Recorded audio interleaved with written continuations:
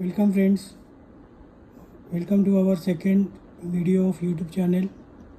Today we will discuss the topic of company. In company related topics, we will discuss the five topics of five different things related to company. They are: first one is definition of the company, second one is what are the types of the company, what are the characteristics of the company, fourth one is the very important document of the company, which is MOA document, and fifth one is what are the documents or what are the things you can get after you get the registered your company under the MCA or under the Companies Act. First of all, we will discuss what is the definition of the company. The common definition of the company can be construed as a legal entity formed by the group of the individuals engage in and operate a business enterprise in a commercial or the industrial capacity. But as per the section 220 of the Companies Act, the companies can be defined as it is a company incorporated under the any previous act or any previous law of the Companies Act. So in general, the company can be defined as, or as per the Companies Act, we can define the company as an artificial jurisdictional person created by the law, which has a separate legal entity and perpetual succession, also has a common seal and a limited liability. So by this definition, we can derive the various characteristics of the features of the company. They are 11 to 12 features or characteristics can be derived by this definition. So I will tell one by one. First will be the characteristic of feature of the company will be the artificial jurisdictional person. Artificial jurisdictional person means company is a artificial. It is not a what you can say the person which we can see. It is an artificial person, or it is a judicial. It is a judicial person. It can be sued or by sued under the law or under any act of the law. Second will be the distinctive legal entity. Distinctive legal entity means the company is distinct from their directors, their employees, their stakeholders, their shareholders. So it is a distinctive legal entity. Third one is transfer of shares.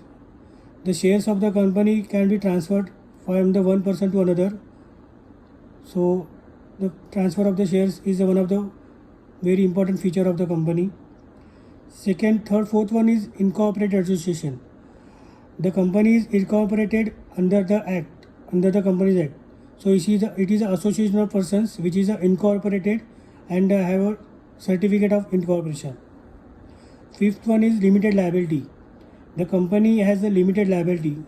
The company's liability limited to the shares subscribed by its shareholders. So its liability is limited. The perpetual succession. Company has a perpetual succession. The companies cannot be closed if their director has disqualified from the position or some other reason they have to step down from their position as a director, like, or their management, like death or some of the other reason, or if they have resigned from their position. Seventh one is common seal. Company has a common seal which is used for its various documents and its registered papers and registered office or various registered documents. The professional management. The company has a professional management which is managed by the directors, the CFO, the CEO, and the other important key managerial persons. The objective. The company's objective is business objective. The company cannot have its objective other than the business. If it is a objective is other than the business, then it cannot be considered as a company registered under the Companies Act. Mobility of funds. The company has a various funds which is available to its disbursement for its business objectives. So there are funds which are available in the mobility. The second last features of the company can be considered as registration benefit. The company will get the various benefits under if it registered under the Companies Act. So there are various benefits which can be derived after the registration of the company under Companies Act. The last but not the least, the mutual trust and the confidence. The business and the operations of the company can be operated with the mutual benefits and the trust and the confidence within the stakeholders, shareholders, the employees, the staff of the company, and the officers of the company, and the key manager personnel who handles the day-to-day business and the strategies of the company. Before going to further topic, I would like to discuss about the types of the companies.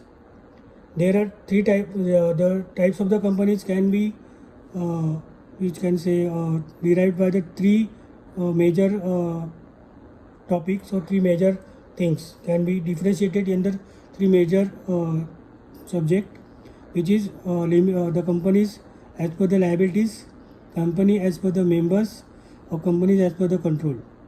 The company types under the as per the liabilities can be distinguished as a company limited by the share, company limited by the guarantee, or unlimited company. As per the members or companies can be differentiated on the basis of the members, like one person company, private limited company, and public limited company.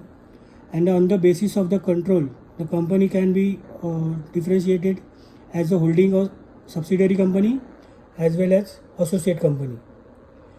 So now we will go to the very important document of the memo of the company, which is Memorandum of Association, which can be said as the Bible of the company, or as a what we can say, the Gita of the company.